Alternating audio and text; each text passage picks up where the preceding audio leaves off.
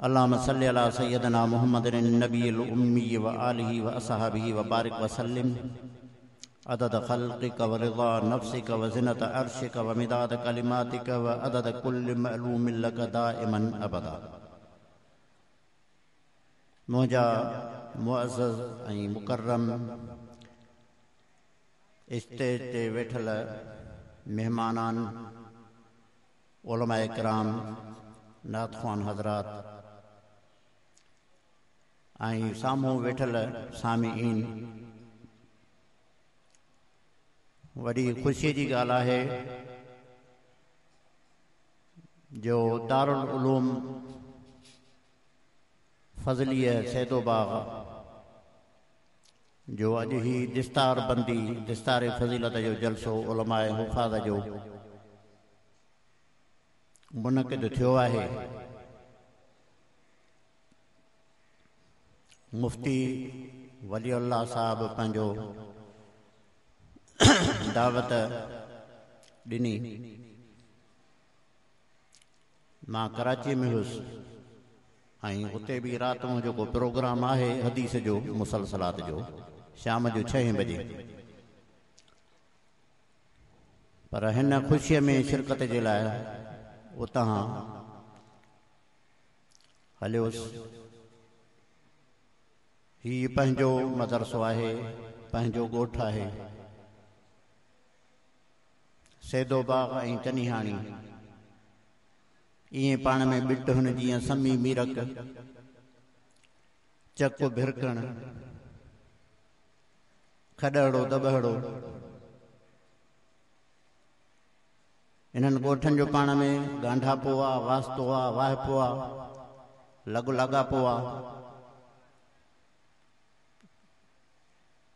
ऐं मां हिन जहिड़ी तरह चनिहाणी में पढ़ियो आहियां स्कूल में, त हिन स्कूल सैदेबाग जे में बि पढ़ियो आहियां 5 दर्जा, बल्कि पट्टी मां हिते ई सैदेबाग जे मुल्ला स्कूल में पंहिंजे नाने वटि शुरू कई हुई।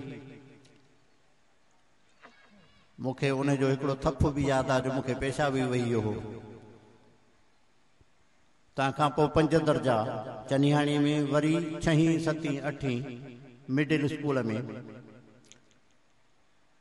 हिते सैदेबाग में पढ़ी। उन वक़्तु मुंहिंजा उस्ताद ख़ान मोहम्मद साहब अब्बासी, उस्ताद अलहरिन अब्बासी, उस्ताद इमाम दीन अब्बासी शहमीर देरे वारो हुया। उस्ताद ख़ान मोहम्मद साहब सां घणी मुंहिंजी विरूह हुई। हू रियाज़ी ऐं हिसाब जो वॾो माहिर हो। जॾहिं ॿिए छोकिरा रिसेस थींदी त हलिया वेंदा हुआ, त मां उस्ताद सां वेही करे उनखां हिसाब ज़ुबानी वठंदोसि, उन जा जवाब ॾींदो हुउसि।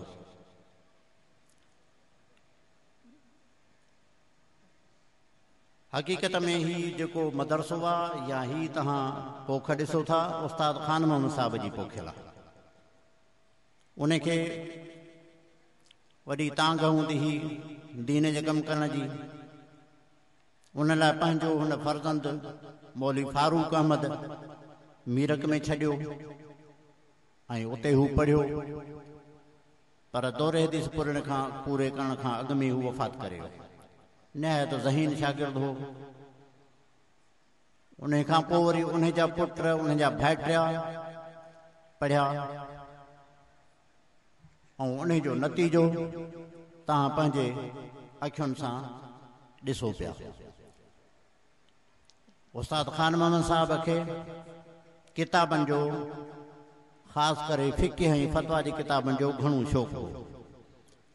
ही किफ़ायतुल मुफ़्ती 9 जुल्द, फ़तवा दारुल उलूम ऐं फ़तवा दारुल उलूम 2 ज़ख़ीम जुल्द ऐं ॿी 6 जुल्दनि में फ़तवा इमदादुल अहकाम, इहे उस्ताद खे ॼण बरज़ुबान यादि हूंदा हुआ।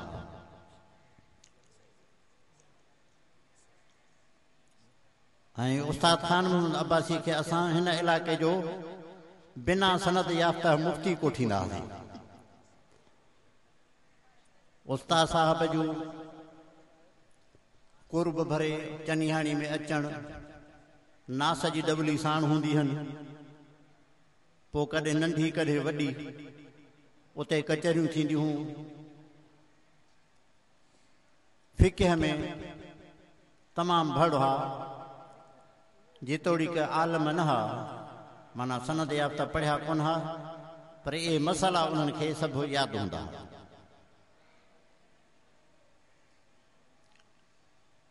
मुफ्ती वलीउल्लाह साहब, मुफ्ती सनाउल्लाह साहब, मुफ्ती अताउल्लाह साहब, मुफ्ती मक़सूद अहमद, मुफ्ती मसरूर अहमद, ये उन्हें जे जुस्तजू ऐं महिनत जो नतीजो है, जिन ही मदरसो ठाहियो जिथे न सिर्फ़ ॻोठ जा बल्कि भर पासे जा ऐं ॿाहिरियां मुसाफ़िर बि तालीम पिराए रहिया आहिनि। ऐं काफ़ी दफ़ा हितां उलमा फारिग़ तहसील थी करे ॿियनि इलाक़नि में ऐं हिते जेको हिननि पढ़ियो उहा अमानत तदरीस जे ज़रिए सां, वैद जे ज़रिए सां पहुचाए रहिया आहिनि। हूअं बि सैदो बाग़ दीनी लिहाज़ सां पुख़्तो शहर रहियो आहे, मुवहिदनि जो शहर रहियो आहे। उस्ताद ख़ान मोहम्मद साहब पाण ॿुधाईंदो हो त मूंखे उहो मुनाज़रो बि यादि आहे जेको हिते सैदे बाग़ में थियो हो कादियाननि सां, जेके कमाल दरे तरफ़ जा हुया। 3 ॾींहं मुनाज़रो हलियो, देगियूं लहनि पियूं, चढ़नि पियूं। अलाह ताला जे ग़ैबी मदद तौर ते हिकिड़ो वॾो आलिम आयो हो पंजाब मां, पोइ 3 ॾींहंनि खां पोइ कादियानी फ़िरार थी आहे, हितां भॼी आहे। उस्ताद ख़ान मोहम्मद साहब ॿुधाईंदो हो त मां उन वक़्तु चोले में हुयुसि।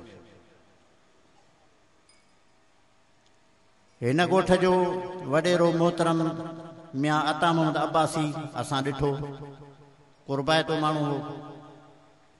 उन जे औलाद मां मौलाना अब्दुल फत्ताह अब्बासी दारुल हुदा ठेड़ी जो फारिग़ तहसील हो। ऐं असांजो नानाणो घर हिते आहे, असांजी वालदा हितां जी। असांजो पड़ ॾाढो मौलाना मोहम्मद आलिम सूमरो, उहो बि आलिम हो। उन जो पीउ मौलाना मोहम्मद उमर सूमरो हो, आलिम हो, कातिब हो। उन जो चाचो मौलाना मोहम्मद उस्मान सूमरो, आलिम भी हो, कातिब भी हो। उन्हनि ॿिन्ही जो पीउ मौलाना मोहम्मद इस्माइल सूमरो, उहो भी आलिम हो। पोइ जॾहिं इहे इल्म जा असरात थियनि था त पोइ बरकत बि पवे थी। निहायत ख़ुशी जी ॻाल्हि आहे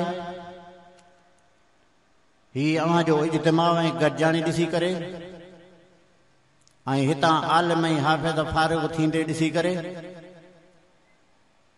ऐं शायदि अॻु में तव्हांखे हिकु ॻाल्हि ॿुधाई बि अथमि, पर शायदि के नवां बि हुजनि त हिन ॻोठ जो असुलु नालो छा आहे।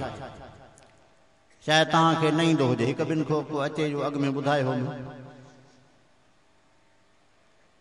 मुंहिंजे पड़ॾा जे चाचे जे हथ अखिरी जेको रिकॉर्ड आहे मूं वटि, उन मुताबिक़ हिन ॻोठ जो नालो ॻोठ रक़बो कलोड़ो आहे।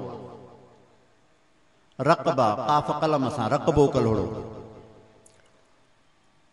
पोइ हिते शायदि सैयदनि जा बाग हा, उन्हनि जे करे सैदो बाग थी वियो। असांखे वॾी उमेद आहे त उस्ताद ख़ान मोहम्मद साहब जेका इल्म जी लाट, इल्म जो ॾीओ, इल्म जी बत्ती जेका हिते रोशन कई आहे, इंशाअल्लाह इन बत्तियुनि मां बत्तियूं, ॾीयनि मां ॾीया ऐं लाटुनि मां लाटूं निकिरंदियूं। ऐं इहो शुआव, इहा रोशनी न सिर्फ़ु हिन इलाइक़े खे बल्कि सॼी सिंध खे ऐं सॼे पाकिस्तान खे फैज़याब कंदी। मुफ्ती वलीउल्लाह साहब, मुफ्ती सनाउल्लाह साहब ऐं ॿिया उन्हनि जा भाउर ऐं सोट अहसन तरीक़े सां हीउ इदारो हलाए रहिया आहिनि।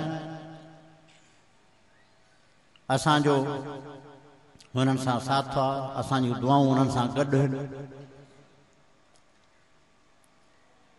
ऐं इंशा अल्लाह ताला को उहो वक़्तु परे नाहे जॾहिं ही इदारो वॾे हिकिड़े इदारे जी सूरत इख़्तियार कंदो। ज़ाहिर आहे त हर वॾो इदारो पहिरीं नंढो इदारो हुयो।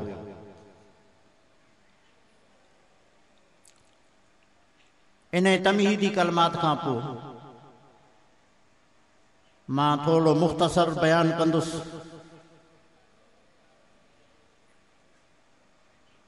उन आयत जे तर्जुमे ऐं तफ़सीर जे तौर ते जेको सूरत हुजरात मां आयत नंबर 12 ऐं 13 मां तिलावत कई आहे, जंहिंमें अल्लाह तबारक व तआला ईमान वारनि खे कुझु अहिड़ियूं नसीहतूं कयूं आहिनि जिन सां मुआशिरे में बिगाड़ ख़त्म थिए, समाज में सुधारो अचे, फेर ऐं फेटाड़ो न थिए, सभु मुस्लमान एके ऐं ॿधीअ सां रहनि। जेकॾहिं इहे चाहियो था त पोइ हिननि ॿिनि आयतुनि ते अमल करणो पवंदो। अल्लाह तबारक व तआला फरमायो, ए ईमान वारो, या अय्युहल्लज़ीन आमनू,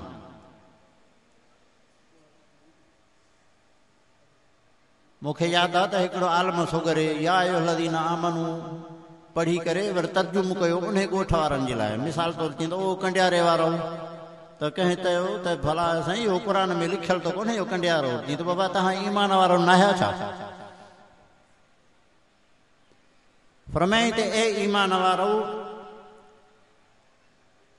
घणा गुमान जेके इंसान में जे दिलि में ॿियनि भाइरनि या दोस्तनि या पाड़े वारनि या वास्तेदारनि जे बारे में तव्हांखे अचनि था दिलि में, उन खां बचंदा करियो, माना बदगुमानी न करियो। सभु गुमान त नथा चई सघनि, पर बअज़ गुमान ॾोह जी हैसियत रखनि था। इन बअज़ ज़न्न इस्मुन,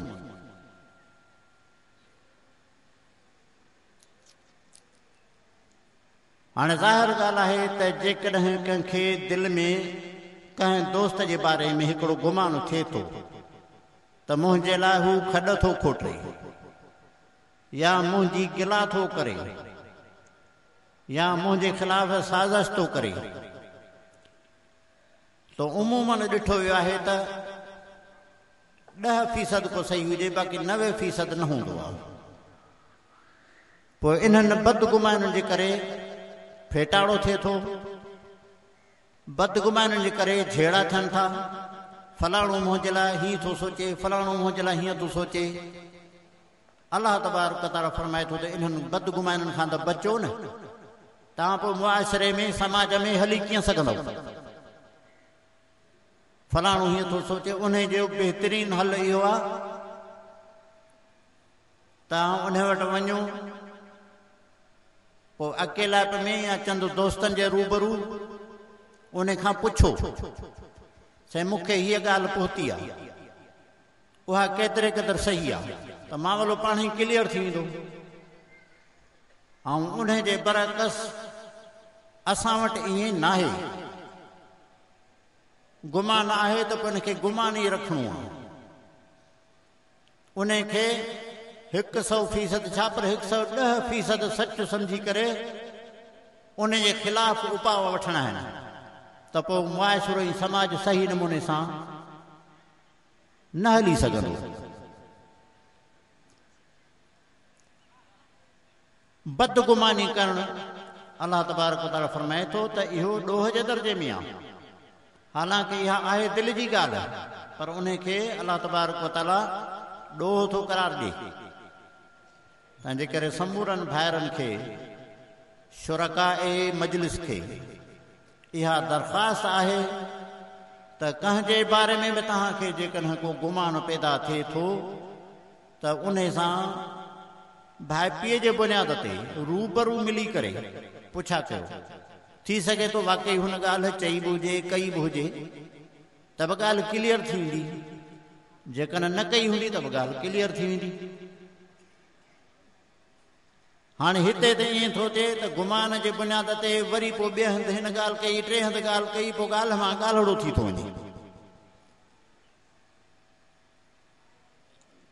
ऐं माण्हू बि जेका ॻाल्हि ॿुधी त उन में वरी पंहिंजा मर्ज मिसाला बि मिलाईंदा आहिनि ऐं मिन व अन लफ़्ज़ बि यादि न रखी सघंदा आहिनि। पोइ जंहिं ॿुधी उहो टे खे ॿुधाईंदो त उन में वरी कुझु पंहिंजो मसालो मिलाईंदो, तव्हां त ॻाल्हि मां ॻाल्हिड़ो थी वेंदो, चूचड़ीअ मां बभड़ थी वेंदो। उन खां पोइ फरमाईं वला तजस्ससू, इहो बि वॾो उसूल आहे अलाह तबारक तरफ़ फरमाए मुआशिरे में, समाज में सही नमूने सां हलणु चाहियो था त हिक ॿिए जी जासूसी छॾे ॾियो, कंहिंजी जासूसी न करियो। को बि इंसान गुनाह खां, ख़ता खां, ग़लतियुनि खां पाक न आहे। पंहिंजे सीने ते हथ रखी ॾिसो, अकेला में तव्हां छा था करियो या बरबला बि तव्हां छा था करियो। पोइ जॾहिं इंसान पाण खाती आहे त ॿियनि जे जासूसी ज़रूरत कान्हे, तूं पंहिंजे दिलि जी जासूसी कर, तो में कहिड़ा ग़लति कम आहिनि उन्हनि खे इस्लाह जी कोशिशि कर। वला तजस्ससू, हिक ॿिए जी जासूसी कंदव त वरी उहे तव्हांजी जासूसी कंदा, उहे न बि कनि त जासूसी थींदी, जहिड़ी करणी तहिड़ी भरणी।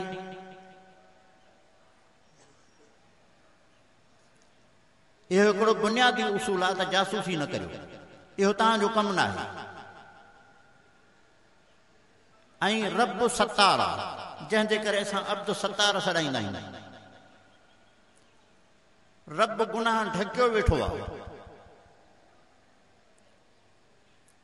हदीस में अचे थो त पाण सॻोरन सल्लल्लाहु अलैहि वसल्लम फरमायो, उहो बंदो केॾो जो राति जो गुनाह करे थो, अलाह साईं उन जे गुनाह खे ढके थो, वरी सुबुह तो वरी उथी करे दोस्तनि में, संगत में, अवाम में, माण्हुनि में ड्राड़ियूं हणंदो थो अचे त मां राति हीअं कयो। रब ढकियो, हिन पंहिंजो गुनाह पाण खोलियो। केॾी जुरत आहे। तव्हां ॿियनि जे गुनाह ते पर्दो रखंदव त अलाह तबारक व तआला तव्हांजे गुनाह ते पर्दो रखंदो। तव्हांखे अॻ में अर्ज़ु करे चुको आहियां त इंसान ख़ताकार आहे, हर हिकु इंसान। कुल्लुकुम ख़ताऊन व ख़ैरुल ख़ताईन तवाबून, हर इंसान ख़ताकार आहे। भलो ख़ताकार उहो आहे जेको तौबह ताइब थिए। तंहिंजे करे हिकु ॿिए ते ढकु ढकियो। हिकिड़ी रिवायत अचे थी रसूलुल्लाह सल्लल्लाहु अलैहि वसल्लम जन फरमायो त क़यामत जे ॾींहुं अलाह तबारक व तआला हिकिड़े गुनाहगार बान्हे खे घुराए करे उन खां 164 कराईंदो, इक़रार कराईंदो। माना तूं फलाणे वक़्त में फलाणे हंध ते ही गुनाह कयो? जी साईं कयुमि। फलाणो गुनाह तूं कयो? कयुमि। मञींदो वेंदो तव्हां त हुनखे दिलि में यकीन थी वेंदो त हाणे मूंखे इझो टंगो टाली करे जहन्नम में सटियो वेंदो।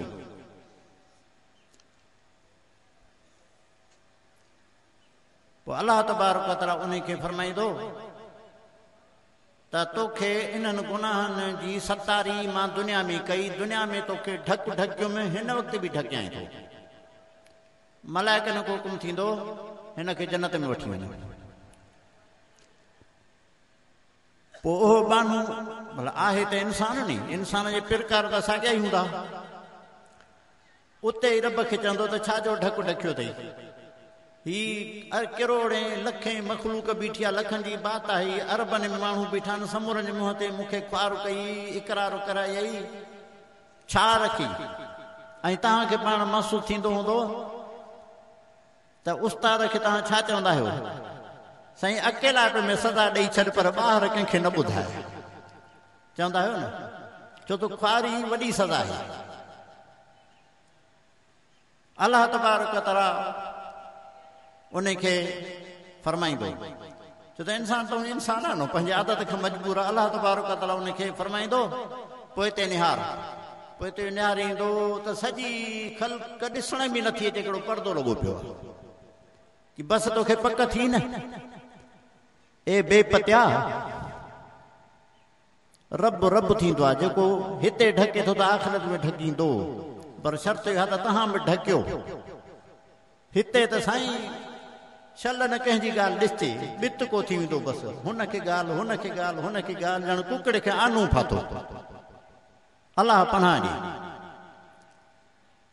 टी ॻाल्हि जेका अलाह तबारक व तआला नसीहत फरमाई आहे वला यग़तब बअदुकुम बअज़ा तव्हां मां को बि कंहिंजी गिला न करे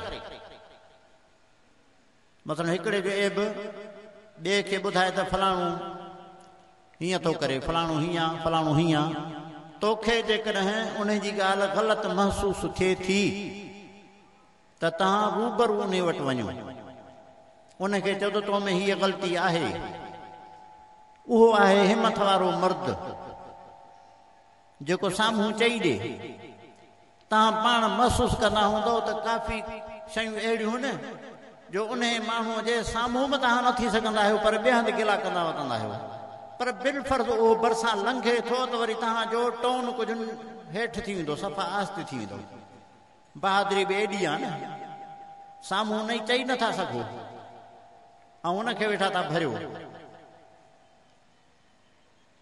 सहाबन पाण सगोरन सल्लल्लाहु अलैहि वसल्लम खे अर्ज़ु कयो साईं असां कंहिंजी गिला कंदा आहियूं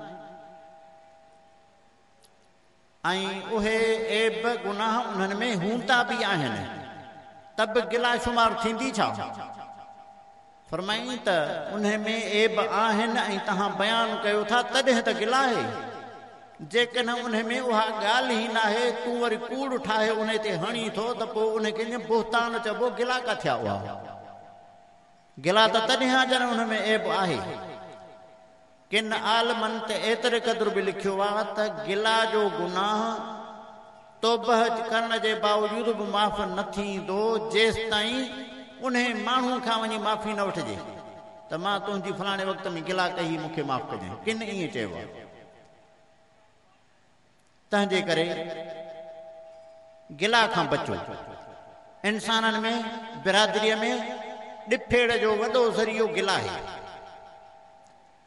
अलाह तबारक व तआला फरमायो आहे त गिला करणु ईअं जीअं पंहिंजे मुअल भाउ जो कचो गोश्त खाइणु अलाह साईं जा लफ़्ज़ इहे त तव्हां को मां को ईअं चाहे थो त पंहिंजे मुअल भाउ जो गोश्त खाए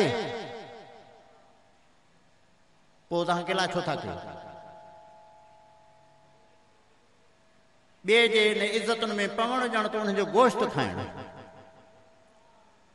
अयुहिब्बु अहदुकुम अन याकुल लहम अखीहि मैतन छा तव्हां मां चाहे थो को त पंहिंजे मुअल भाउ जो गोश्त खाए फकरे तुम तव्हांखे पाण नापसंद आहे हिते ॿियनि जी गिला छो था करियो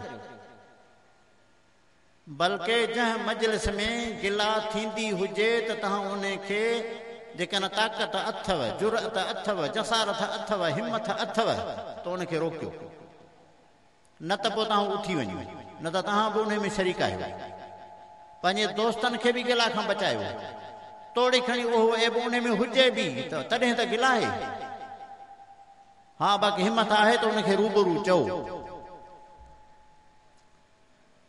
वत्तकुल्लाह अलाह तबारक व तआला फरमाए थो त अलाह खां ॾिजो मियां ईअं समूरनि शयुनि जो मरकज़ी नुक़्तो आहे अलाह खां ॾिजणु जेको अलाह खां ॾिजंदो त हिन नसीहतुनि ते बि अमल कंदो न त साईं तोरींदड़ अथई तिखा उते जेका तौर माप थींदी न उहो ज़री कोन छॾींदा हर हिक जो हिसाब थींदो अलाह पनाह में रखे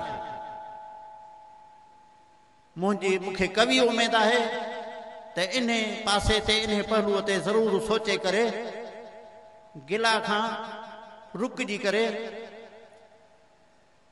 ऐं पंहिंजे बिरादरनि ऐं पंहिंजे भाइपीअ में फेटाड़े खां बचाईंदो पाण खे काफ़ी दोस्त चङा ख़ासा मूं पारा दीनदार बि जेके ज़ाहिर में दीनदार आहियूं गिला कंदासीं ॿियो को चवंदो साईं गिला है गिला बसि न कयो, न न गिला कोन था कयूं, मिड़ी ॻाल्हि था कयूं। तव्हां बि चवंदा हूंदो ईअं गिला नथा कयूं, मिड़ी ॻाल्हि था कयूं। असुल इंसान जी हिकिड़ी फितरत आहे त पंहिंजी ॻाल्हि खे माना बरतर साबित कंदो आहे त मां पको मुस्लमान आहियां, तंहिं करे चवंदो मां गिला कोन थो कयां, ॻाल्हि थो कयां। जेकॾहिं पुछेसि त रोज़ो रखियो अथई, न सने कूड़ न हणबो, ईमान न विञाइबो, रोज़ो कोन्हे। अरे बाबा तूं सिधो ॾस न त रोज़ो आहे या न आहे, पहिरीं त पंहिंजी सफ़ाई थो ॾिए, पाकाई थो ॾिए त साईं मां कूड़ न हणंदो, मां वॾो गामूं सचार आहे। हीअ इंसान जी फितरत आहे। हाणे असांजी इहा फितरत बणिजी चुकी आहे। जेसि ताईं भला असां कचहरी में जो वेहूं, न दीन जूं ॻाल्हियूं हूंदियूं न इस्लाम जूं ॻाल्हियूं हूंदियूं त भई उहो कलाक त कचहरी करणी आहे न, उहो कंहिं में गुज़ारिजे, पोइ हुनजी गिला तॾहिं त वक़्तु निकिरंदो। उन खां सुठो आहे तव्हां दुरूद पढ़ो, उन खां सुठो आहे ज़िक्र करियो, सुभान अल्लाह व बिहम्दी सुभान अल्लाह अज़ीम जो विर्द करियो, दुरूद जो विर्द करियो, क़ुर शरीफ़ जी तिलावत करियो त तव्हांखे आख़िरत में अजुर मिली वञे ऐं हिते दुनिया बि तव्हांजी संवरजी वञे। अॻिते अलाह तबारक व तआला फरमायो इन अल्लाह तवाबुर रहीम। जेकॾहिं इन्हनि कचायुनि फिकायुनि खां पोइ बि, इन्हनि गुनाहनि ॾोहनि खां पोइ बि जेकॾहिं को तौबह ताइब थिए थो त पोइ अलाह तबारक व तआला बि बख़्शींदो, अलाह तबारक व तआला खे माफ़ थो करे छॾे।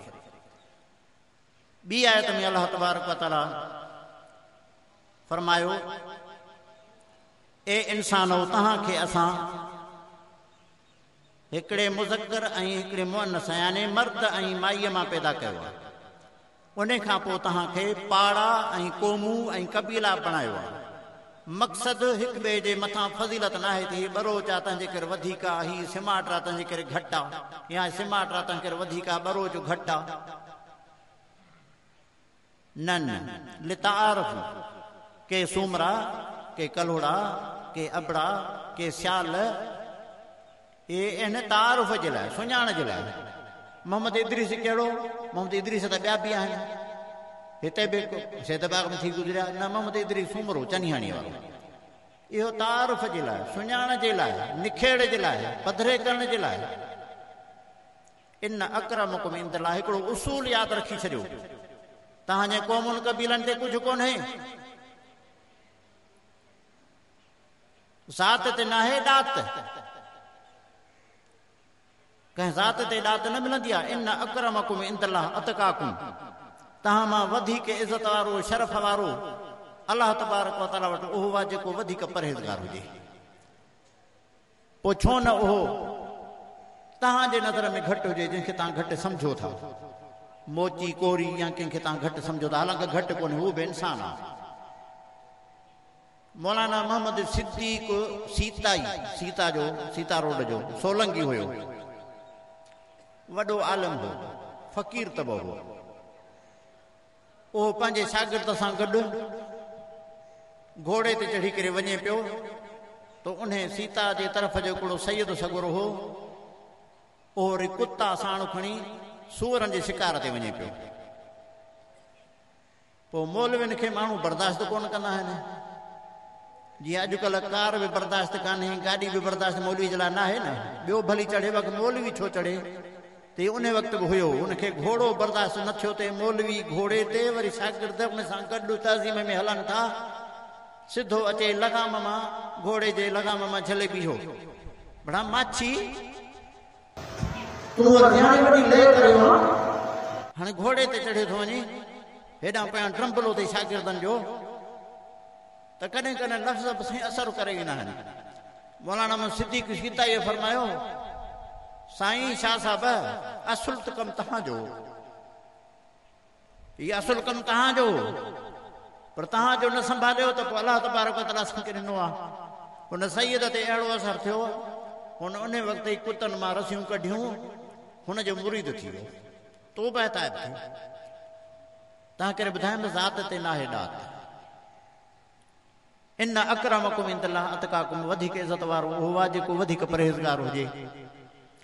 इन अल्लाह अलीमुल ख़बीर। बाक़ी हाणे मसइलो रहियो त परहेज़गार केरु आहे, मुतक़ी केरु आहे। अल्लाह साईं फरमाए थो इन जो फ़ैसिलो तव्हां न करियो जो पाण खे ड्रारियूं हणंदा वरितो त फलाणो मुतकी आहे फलाणो ॾोहार मां मुतकी आहे फलाणो ॾोहारी आहे इन अल्लाह अलीमुल ख़बीर अल्लाह तबारक व तआला सभु कुझु ॼाण ऐं ख़बर बि ॾींदो तव्हांखे आख़िरत में उन खां तव्हां छुटो